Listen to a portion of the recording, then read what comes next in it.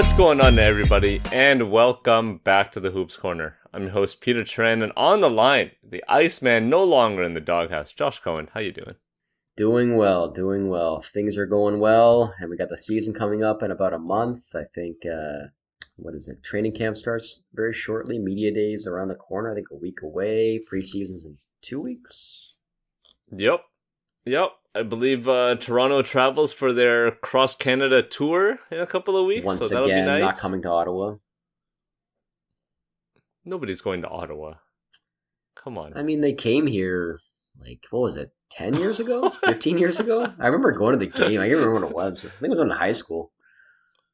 Yeah, I'm pretty sure that was like Chris Bosh era Toronto Raptors. Yes, it was. Like early Chris Bosh, not like Chris Bosh 2010 as an all-star. That was like Chris Bosh Charlie V years of Toronto. Yeah, so that would have been 15 years ago. So I think it's probably when I was 20-ish. Yeah, I think so. What year was Charlie V drafted? 2000. Bosh is 03, so 04, 05? I was gonna say 07, but something like No. that. No. Charlie V was definitely not but before that. I think he was a year. It went Chris Bosh, and then Rafael Arujo, and then Charlie V. I think those were the three consecutive Toronto draft years. Yeah, I think that sounds right. Like all I remember from that game is I think it was maybe Juan Dixon was the one that scored like 30 points. I remember Joey Graham looking huge. He was just a musclehead. Yeah, I'm sure he still is. Probably. He was out of the league very quickly too. Juan Dixon was nice, man. Juan Dixon was like that, kind of like a lower level Andre Miller type of game. Low to the ground, old man game, post your ass up if you took him too lightly. Drop buckets on you casually. Yeah, he was pretty quick. Effort. He was pretty quick. I love it. Loved Juan Dixon. We're missing our third. Rajon Walia, Euro tripping right now. Shouts to Raj. Living the life. Always traveling. I don't know about always, but yeah. I'd like to be where he is. He's in like Monaco right now. Damn. My God. Yeah. He's living large, man. Is he even coming back? I wouldn't.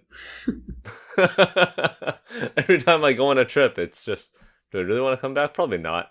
So let's just get to it. I mean, we've had like a month and a half off from podding because literally nothing's happened other than FIBA.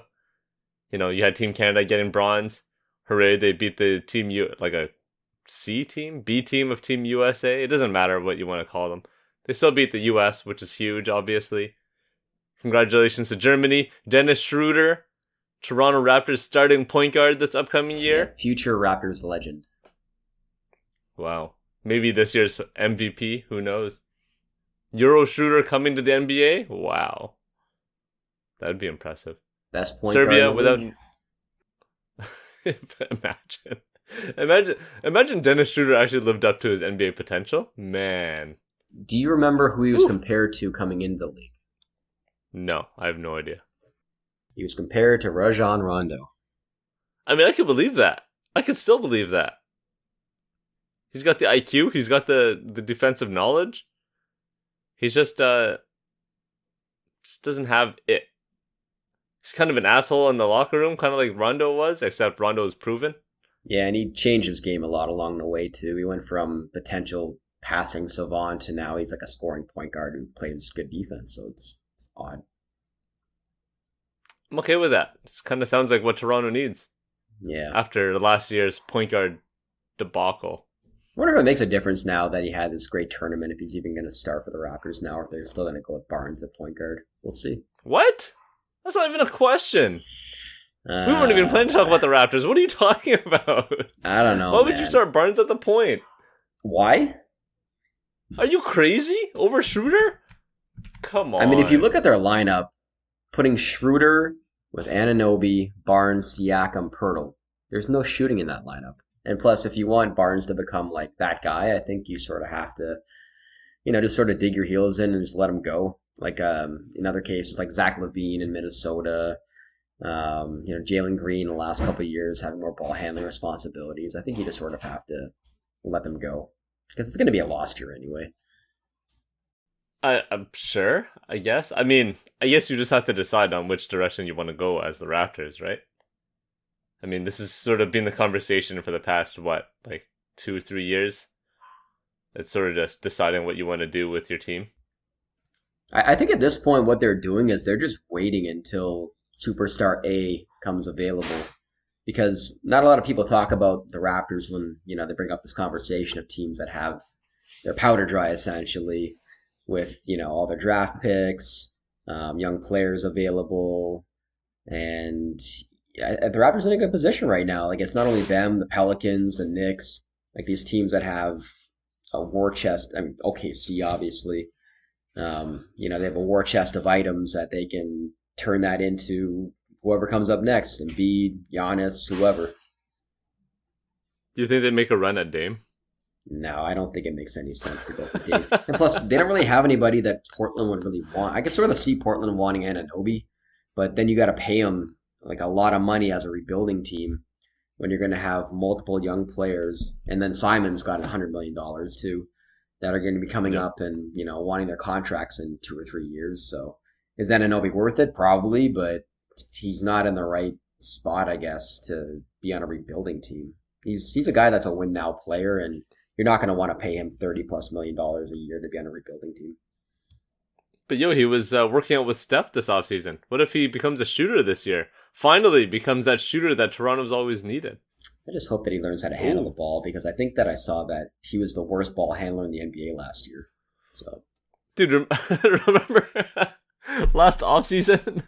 Or sorry, last preseason when we saw him like go behind the back into a spin move once, and we're like, "Oh my god, OG's done it this summer," and then it sort of just fell off. Yeah, he's very robotic in going to the basket on his own. But you get him on the move a little bit, he's solid. But he wants too big of a role for what his skill set is right now. I don't think it's ever going to happen, but maybe he'll make the jump one day. I mean, it's getting to the point where it's like he's 25 years old. So what's the cutoff point? Maybe like 26, 27 to where you sort of are what you are? I don't know, man. In this modern NBA, it's kind of hard to tell considering most teams are like average age of 21 or 22. Like nothing really makes sense anymore. It used to be that you could be like 29 and then that's like entering your peak, entering your highest IQ of like a basketball player, kind of like where Jokic is now, right? At like 28, 29. But now like the expectation is for these guys to be so incredible, so much younger that like I have no read on it anymore. I don't understand. Yeah, guys come from the draft and they're immediately good, and you're like, this never happened in 2005. Even in like year two, they become superstars. And you're like, this never happened in 2010. Besides, like Blake Griffin, But he was one of the anomalies, though, right? Like LeBron didn't make the All-Star game in his rookie year or the playoffs. If you put that into perspective, right? Whereas now, if you come into the league at 18, 19, well, 19-ish, you have all that hype behind you. You're sort of expected to make like a massive impact like Wemby is supposed to make this year, but who knows? Yeah, I don't see Wemby doing that. I mean, he might at the defensive end, maybe the second half of the year, but then they're probably going to shut him down and say he has some BS injuries so they can tank for another pick this year.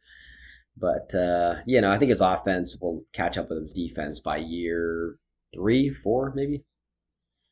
What do you think about this new resting policy that the league is instituting for star players, which Wemby will not qualify as, because you need to have made an All-Star game or a All NBA team, I believe, hit one of the awards or some real like credential, not just hype. I mean, I'm all for players playing more. I think the science behind basketball has gone too far. I think that there is more injuries in today's game, more so because of how the game is played versus the amount of load.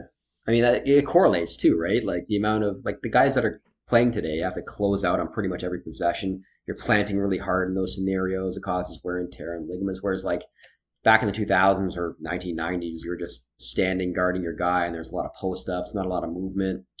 So I think possession to possession and like how fast the game is too, like how many more kilometers these guys are running per game.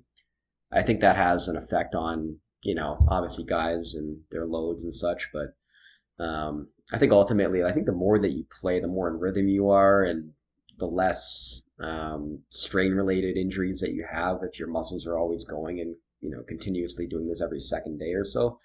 So I think having more rest often hurts a lot of these guys in the long run. That's what Paul George said. No, You well, keep him out too long, everything just gets really stiff, and like, your body's not used to moving anymore. I mean he says that, and yet he still sits out all these games. So you think that if he went through his agent and just said like I want to play in these games, you don't think they would be like okay, let's go? Nah, I don't know. I don't know. These the difference in narrative between like teams and players for a rest is kind of hard to tell, right? Like who's actually telling us the truth or who, you know, believes which test to believe kind of thing. Like his doctors could say something totally different than the team doctors or vice versa. Yeah. Or Paul George could be making it all up. Who knows? Like we're not there. Yeah, I mean he's going against what he normally does in regular life, right? Like what he's saying is totally it's against what he's done in the last couple of years. It doesn't make any sense. Like That's what I mean though. Like it could be the team that's holding him out and not him. I mean, I'm Because sure if it the team is, doesn't but let I, you play, I you think can't that play. he ultimately has final say in that. I think as a superstar player, if he wanted to play, then I think he would. Like, you don't think, Mikal Bridges goes back to the team and says, I want to play in 82 games. You're going to play me in the last game of the year. And then they let him do it. Of course they're going to do that because he's the star player of the team, right? Like, he's played in every Nah, game throughout his entire career. that's different though. That's different though because he has like a healthy track record. Paul George has a very injury ridden track record since like that leg injury basically, right? And so it makes more sense for teams to be like overly cautious with him back from like looking from Indiana to OKC to now LA. Like they've all been overly cautious with Paul George. Whereas Bridges is like the league's Iron Man. No, for sure. 83 games, even though one was like, whatever, but 83 games, It's an extreme example, but at the same time, when you play a game and then you sit out for a week and then you go full board when you come back and you're playing 35 minutes a game, I think your muscles really have to get used to playing consistently, and that way you have the less tightness, the less soreness, etc. But I think the way they've scheduled the season now has gotten better. But I think the one change that they do have to make is I know they're probably just never going to do this, but the team should make their schedule, like the trainer's schedule of when these guys are expected to load manage, available to the public. So that way, I think when you're ordering tickets and you see that, okay, Paul George is expected to rest this game, I think that would contribute huge to like the marketplace, right? Like people wouldn't have to waste their hard-earned money and then go back and look at this, the scenario where they spent $200 on tickets to go see Kawhi Leonard play before the season started in February and not knowing that they plan to sit him out that day. I think that they should make that information available so fans are not duped, have a terrible experience, and then thus don't come back because they spent way too much on these tickets that they can't get rid of now because day before the game they're told that Paul George or Kawhi Leonard's not playing. I think that it would be a change that the NBA needs to make. Yeah, it's never gonna happen. Yeah. Sorry, no team is gonna give out their resting policy beforehand. I mean, it would help the betting marketplace as well. Ooh, no, but that would just adjust, man. You're telling me if you know that Steph Curry isn't playing like 3 months in advance, that line isn't gonna adjust for it? Vegas knows. Vegas knows when he's resting already without them having to declare anything to the public. Yeah, I'm sure they can see the trends from the last couple of years and be like, okay, he usually sits out after X amount of games on this day because they're playing 3 games in 4 nights, et cetera, et cetera. So, yeah, I agree, but they need to do something about that. They need to be more transparent about when these guys are actually resting. So, as a fan, you're not looking at the schedule before the season starts and being like, is that a back-to-back? I think this guy might be resting that day. Let's not buy tickets. Like, so dumb now. I wonder if people I'm sure they do. I don't really buy tickets often because, I'm cheap and I like to watch the games at home. But I wonder, if people actually do that. Like, if you're taking your kid to go see a game, are you like, I wonder if I should look up if Toronto's on a back-to-back against, I don't know, is Detroit on a back-to-back in Toronto and, is Cade Cunningham not playing? Am I really going to go to this game, or should I wait till next week to see Indiana and maybe Buddy Hield and Tyrese Halliburton will be here? You know what I mean? I think the smart fans do this because they know how the NBA works, but the casual fans that just like to watch games every once in a while or like to go to games every once in a while, I don't think they look into it that deeply. I would. Like going into a season, if I'm looking at the schedule and I say like, okay, I want to go to Toronto on this day and then the Raptors are playing, but do I want to buy tickets? I will look at the schedule for both those teams and be like, how many games are they playing beforehand? Were they just on a West Coast trip? Are they coming back? I'll look at everything and be like, is this going to be a quality game? And if it's spaced out enough where they didn't play 3 games in 4 nights, not coming back from a road trip, etc., I would probably buy tickets. Yeah. But outside of that, I would probably just wait until like the day before just to see and just follow the injury reports. Yeah. Is Milwaukee on a 3 games and 5 night schedule? Will I be able to see Giannis tonight? Oh no. Yeah, and then never buy tickets at the end of the year either. Oh, for sure. Unless you want to see like a good G League game. Bunch of 10 days, man. Yep. Doesn't make any sense to do that. I mean, our friend went to go see the last game of the season with the Raptors this last year. I think it was against Milwaukee too. Going back to the, what you said about Giannis. And of course, like nobody played in that game besides like Bobby Portis. Yeah. I'd pay to see Bobby Portis, man. I'm not gonna lie. I would love to see Bobby Portis hooping. He's a solid player, and he's funny to look at because he always got the crazy eyes. Yeah, man, he looks so intense, and you want that hustle. That's right. Shouts to Bobby P, man. I don't know. Okay, I'll give you an option here. Do we want to talk about random minimum signings between Christian Wood and Kelly Oubre, Danny Green, PJ Washington resigning in Charlotte, or do you want to talk about Trey Murphy having a partial meniscus tear and surgery, out for 3 to 4 months, and Jose Alvarado out with a sprained ankle, expected to miss training camp. I'm assuming half of preseason. Like it's a sprained ankle. How long does sprained ankle really keep you out for? Like a week or 2 usually? It depends on the severity of the sprain, right? Sometimes, if it's grade 2, I think that's the one where you can have, you can be out for like 2 or 3 months. So it all depends.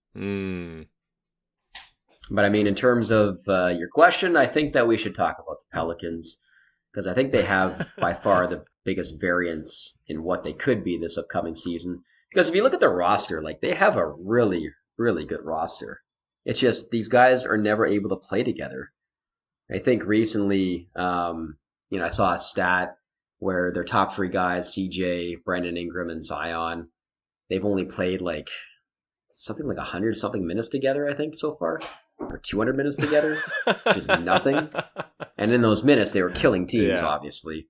But, I mean, like, they have a really solid bench. Their starting lineup is a bit, I mean, besides the top 3 guys, it's a bit of a weird fit. Because, going into the season, you look at it and you'd be like, Trey Murphy should probably start because he's the one guy that can really shoot on the team. But then Herb Jones would be coming off the bench, and therefore your defense wouldn't be as good. So I think the one question that they have is they really have to figure out the center position and what they want to do and try to get more of a spacer, or find a guy that can come off the bench that can play with Zion but also provide some defense. Like, I mean, going back to PJ Tucker type, somebody like that who can provide some shooting but also play really tough defense. So they have to figure that part out because Jonas, his contract is coming up and he's going to be eligible for renegotiation and extension. But their bench, like they have Alvarado, Dyson Daniels, I think is a really good player in the league. Jordan Hawkins is coming in as a rookie this year. He's a very good shooter. And then you have Trey Murphy most likely coming off the bench when he gets back. Najee Marshall had a really good year last year. Larry Nance has always been a really solid player in the league. So they have like a really deep, talented roster. Just these guys never play together. It sucks. Yeah, I mean that's sort of the worry with Zion from his rookie year, right? Remember he missed like more than half of the first year, and then he came on that one game in, I want to say it was in January of 2020, just before Kobe died. And then he had that like insane stretch against San Antonio. Everyone was like, "Oh no, my God, this guy's incredible!" Da da da. But he was up against like a minutes restriction that game. Ever since, it's sort of just been like, can Zion stay healthy? Can he do this? Can he do that? Will his body hold up? Is his diet gonna change? Is he eating too much in New Orleans? Is he really happy? Blah blah blah. I mean, inevitably the conversation is always cyclical with him, right? it's always the same thing every offseason. It's kind of like when we thought that Ben Simmons would learn how to take a jump shot in a game. You know what I mean? You sort of hope that it's finally going to turn around, but, how long do you wait? Granted, Zion's only 23, so take that with a grain of salt. I know we just had a conversation about the whole league being really young. Zion's only 23 and has a lot of expectations on him already. Yeah, and we were talking about Embiid like this when, his first couple of years as well, and now he's the MVP of the league, right? So Zion can get to that level if he actually played. And in his second year, he actually played 62 games, but they sat him out the remainder of the season with a broken finger or something that he could have played through. Something really menial. Yeah, like if they really wanted to and they were competitive, they probably could have played him 70-plus games that year. So you hope going into the season that he's actually taken the offseason seriously this time and slimmed down. I mean, we've seen the photos recently, but those mean nothing, obviously, because we've seen that before. For sure. But when he plays, they're a really good team. They were first in the conference last year when he was healthy, and then as soon as he got injured, they went downhill. How long did that last for? Like a month? A couple of weeks that they held that position? I mean, it just goes to show you, though, how dominant he can be in, that small amount of time. So if he actually played the entire season, I think they could easily be a top 4 seed in the West. It's just, is that ever going to happen? Probably not. But again, that's why they have so much variance, right? They could just be a play-in team or potentially be out of the playoffs, or they could be a top 3 or 4 seed this year if everything went right. But the chances of everything going right is so small that you would expect them to be in the bunch of teams where they're in the 38 to 44 win range. And then, if you're there and these guys continue to get injured, I think eventually you're going to have to decide between him and Ingram because you're going to have a massive luxury tax bill coming up. If they give these guys massive contracts, Ingram has a massive, extension coming up, right? So you factor that in, and then Zion's going to be up for extension in a couple more years. So you have to make a decision at that point, what direction you're going to go in. And if Zion never plays, I think eventually you're just going to have to be all right, we got to get the most we can for this guy. Has Ingram ever made All-NBA? I don't think so, right? No, he has sort of the same problems as Zion, not an extreme, obviously, but the last couple of years, He's had years where he could have been All-NBA easily, especially last year, the numbers that he put up. But, he doesn't play enough. So maybe this year with the incentive where you have to play 65 games to make All-NBA. Maybe these guys come into training camp in better condition and, they're ready to go and they don't have as many, I want to say nagging injuries, but more severe injuries throughout the year. Yeah. How many times do you think Brandon Ingram has played over 65 games? How many seasons? He's been in the league for 7 years. Okay. 7 years. Twice. Once. His rookie year in LA. He played 79 games. After that, hovered around 50s. 1 year he hit 62 with New Orleans, the first year in New Orleans, and then last year was 45 games. My man played barely over half the games last year. Not great. It's something that's often overlooked with the Pelicans conversation, right? Because everything revolves around Zion. Everyone wants to talk about the big guy, but Ingram's, obviously his health concerns, but his ability to carry the team has to be recognized, right? Between him and CJ, they basically carried that team for the past 2 years. No, for sure. And when Ingram plays, the same thing as Zion, right? He's very good at basketball, and he showed that in the playoffs. Obviously, I mean, he didn't show it as much this season or this off season with the Olympic team because he's playing a whole new role that he wasn't used to. But the thing is, he didn't really... Yeah, he did not. He did not have a good showing at all. No, but it's hard to go from lead ball handler guy who always has a ball in his hands to just a spot up shooter. Mikal Bridges did the opposite, and he's good in either role, obviously. But I think you have to start out in that role first and then work your way into it. I think Kawhi went through the same thing too, right? Kawhi was always a role player until he eventually grew into the lead ball handler role, so he was able to play both. But I think you have to start out as that guy, whereas Ingram's always been the guy, so I don't think he's ever going to get used to playing that type of role, nor is he probably going to be in the Olympic team ever again. And then Kawhi won a ring in Toronto. So let's get Brandon Ingram to Toronto. Yeah, true legend. Best Raptor of all time. Ooh, whoa. Well, we can talk about that another time. I got to ask you before we continue, do Do we really need to talk about Christian Wood signing in LA? Is that a big deal? Or Kelly Oubre to Philly? Meh. Like, whatever. I mean, with Christian Wood, I think it'll help them during the regular season once Anthony Davis inevitably gets injured. I think he'll be able to fill in and, you know, True. be able to produce during those games and give them empty 20-10 stats. Oubre, he's just a bad player. I don't really like that signing, to be honest. I thought he was going to end up in China, to be honest, despite averaging like 20 points per game last year. I mean, he'd be really popular over there. You can go model over there too if you wanted to. Kelly Oubre, man, so much potential. He's so athletic too. I actually love I love his game. If he was, I don't know what it is. If he was just smarter about his decision making, if he had fit into Golden State, Yeah, but one thing leads to the other, right? If he was a smarter player, he would have fit in. He's not a smart player. He's like one of the dumbest players in the NBA. It certainly seems like it, but I don't know. There's just something about his game. I just love watching him play. You just like looking at him. Don't lie. I like chuckers. You know what I mean? I just like guys who get shots up.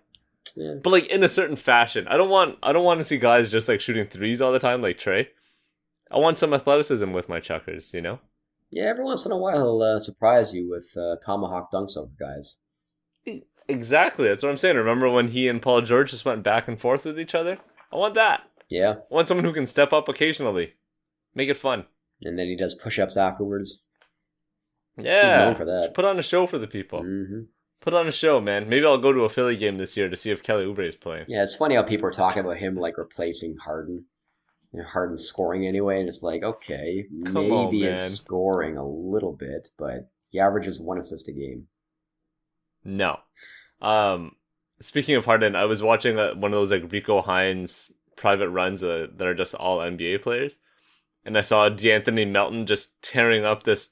Obviously, it's awful defense, but tearing up Toronto's defense, and I was like, "Ooh, D'Anthony Melton, love that guy's game."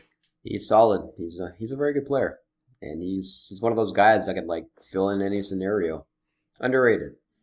Do we want to hit on this Brogdon being pissy about almost being traded, I guess, situation in Boston? I still think he'll come into training camp and like perform because he seems like a professional dude and he got paid. But, might not be the best look coming into training camp for the team's chemistry and all. Yeah, I mean, they're already a chemistry experiment too with changing over their entire outlook in terms of their roster construction, really, with trading their leader and Marcus Smart, and then bringing in Kristaps Porzingis, who's obviously a very good player, but hasn't played in any big playoff games yet. So it'll be interesting to see how they incorporate, Derek White in the starting lineup as the point guard, and then what they do with the big positions. I'm assuming that Robert Williams will come off the bench. And they have a very talented roster, obviously. Just a matter of, did that signing really help them, improve on their weaknesses, which is clutch time scoring, especially, in that they're often like very disorganized. So is Derek White going to be able to get them organized and get them into their sets and, move quicker into their sets so they have more time on the shot clock and then get the right guys the ball in right situations? Like, I don't know. Probably not. And will Kristaps Porzingis be able to fit in, especially later in the game when he's not getting the ball like he did last year in Washington? Maybe. So they are one of the more interesting teams in the NBA to watch this year. And then, if Brogdon's being a little bitch about it too, I mean, it's not going to be a good locker room situation for them.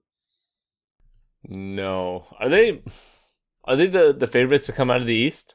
They're the favorites to win the championship. Are they really? They are right now. Jesus. Wow. Okay. I did not expect that whatsoever. Miami, no love still. The betting lines just do not like Miami. You mean in terms of the East or the championship? Either. Anything. Well, I mean, they don't have the guy on their team yet. Like, Lillard has not been traded there yet, right? So right now their roster is like, if you look at their roster has a massive gaping hole right in the middle bare.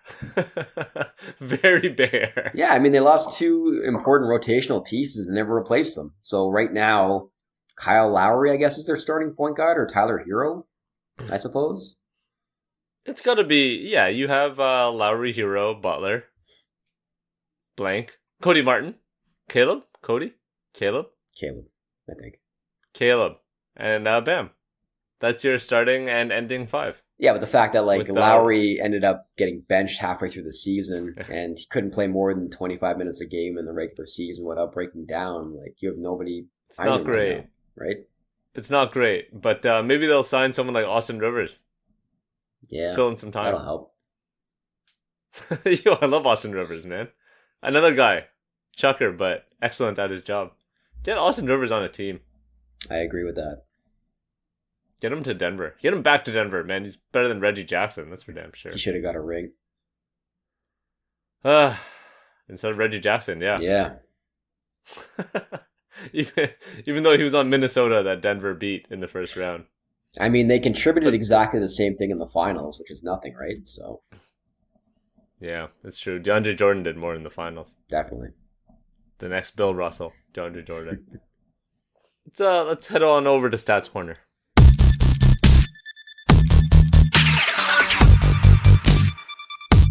All right, so I got a few things for you this week, as usual. We'll start with some classic stuff.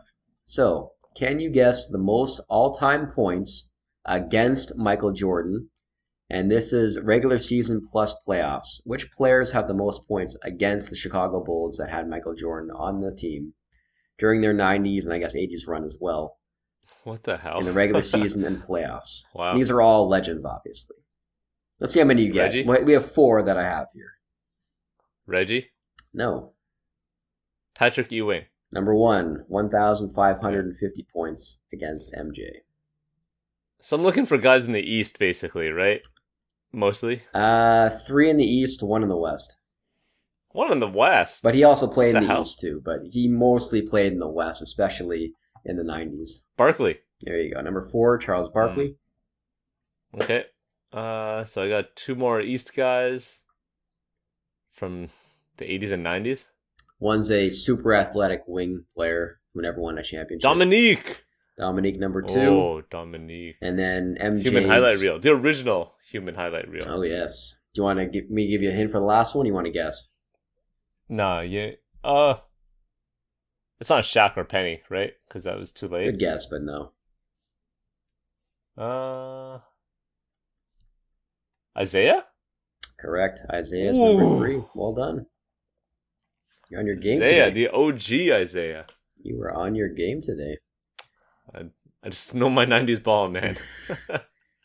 And now we're going to go the complete opposite route. The lowest catch and shoot 3-point percentage among 23 players and under. Players 23 and under. So you have to be between the ages of 19 and 23, essentially. So the lowest catch and shoot 3-point percentage among the young guys in the NBA.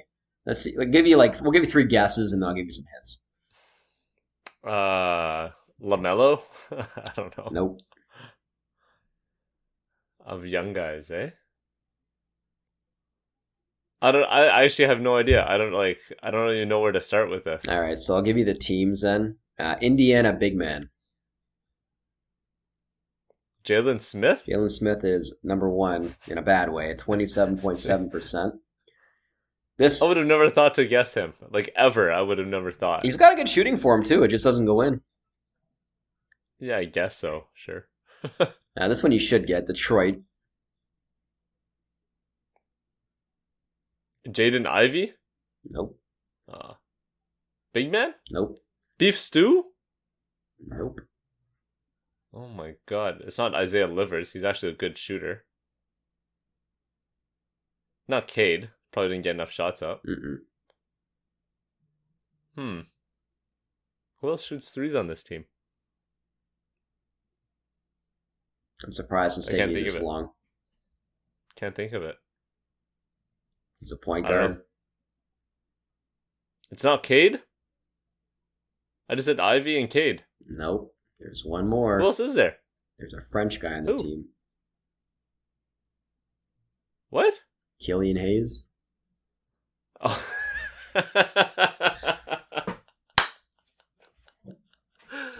Wait, he's French? I think so. Yeah, I'm pretty sure he's French. I don't think Killian Hayes is French. I thought he was French. No? French American basketball guard. Okay. There you go. Very well. Yeah, Killian Hayes. Surprised you didn't get that one.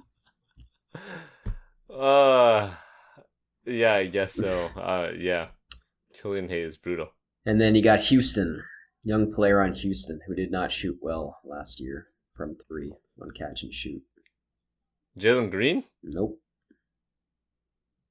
Can't be KPJ. He's gotta be too old for this. This could honestly be anybody on their team because all the guys are 23 and under. So. Yeah. Jabari? Yes, Jabari Smith, 29%. I'm sure that's going to God. go up this year.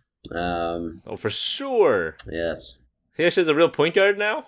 And he's got Dylan Brooks to shoot with in practice? Oof. Oh, yeah, Dylan Brooks with his improved arc.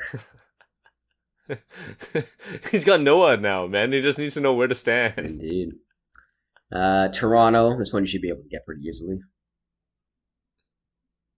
Poor catch and shoot in Toronto? Scotty? Correct, 30%. Oof. Oof. And let's see if you get this one. Indiana. Like another Indiana player? A guard? Yes. Well, Nemhart? no. Either of the Nemharts? Aren't there two? There's only one. Oh. Okay, whatever. It can't be Matherin.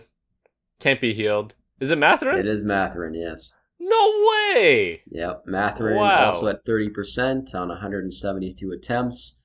He was actually really good going to the basket last year, but in terms of three-point percentage on catch and shoot, not as much. I was gonna say he came into the league supposedly a shooter too, but the guy just kept attacking the rim last year. Another guy, he's got a very nice looking jump shot, but doesn't go in as much. Guess so. And we'll save Stats Corner for another day once the banger comes back. So that's it for me. Oh man, good stuff. Yo, I rocked this week with some help, but at least the first one I got pretty good. Yeah, besides not getting Killian Hayes somehow. Yeah, whatever, man. I don't like to think about scrubs. I'm gonna call it here for now. I want to thank everyone for listening. Please remember to rate and subscribe. iTunes, Spotify, hit us up with those 5-star reviews, good comments only. We're on all the socials. I'm talking TikTok, YouTube, Instagram, X, if that's what we're still calling it now. I think that's how this is going. All at HoopsCornerPod. And until next time, peace.